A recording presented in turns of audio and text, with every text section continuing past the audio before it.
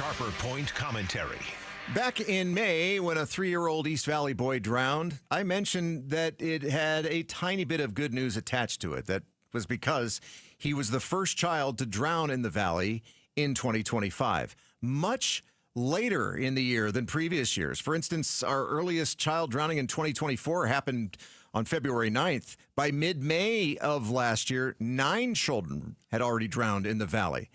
And I said that that was progress in a state where drowning is the leading cause of death for Arizona children aged 1 to 4. And it showed that maybe more parents, grandparents, aunts, uncles, and all caregivers of small children were getting the message.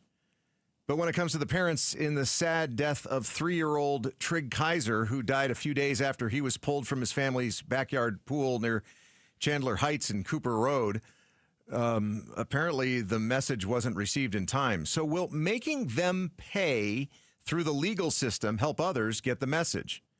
I know one thing. When this happened, the general public was brutal, and they wanted to make mom pay because of what she does for a living.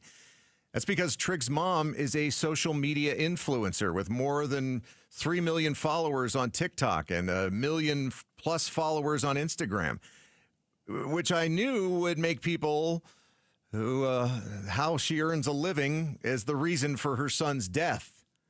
They were posting things like, stop trying to influence and be a better parent. Stop influencing and pay more attention to your children. That is some pretty cold stuff. And it turns out that mom wasn't the one charged with watching Trig. It was dad at that moment. And now, almost 2 months after Trig's death, the Chandler Police Department has recommended a felony charge of child abuse against dad. If it leads to parents changing their behavior and save some kids' lives, then I say charge away. But if this is just about punishing dad, I don't think he can be punished any more than knowing his inattention killed his kid. But back to mom for a moment, because I think this is a way for all of us to learn a lesson from this tragic death.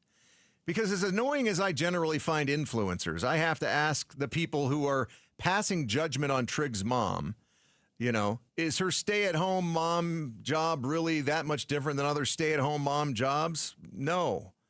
But because she does something they think is worthless, they're allowing their egos to grow and are telling themselves that which every survivor of a tragedy says. I didn't think that could happen to me. I always try to tell myself, yes, that could happen to me.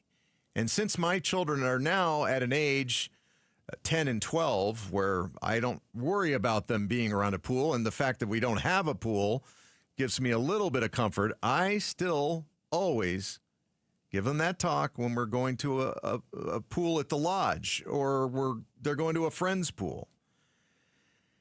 And the reason that I know in my soul is that it could happen to me is because of what I do for a living. Years ago, I interviewed a mom of a drowned toddler whose dad was a Tempe firefighter who had been on drowning calls. Once again, I always have to mention this.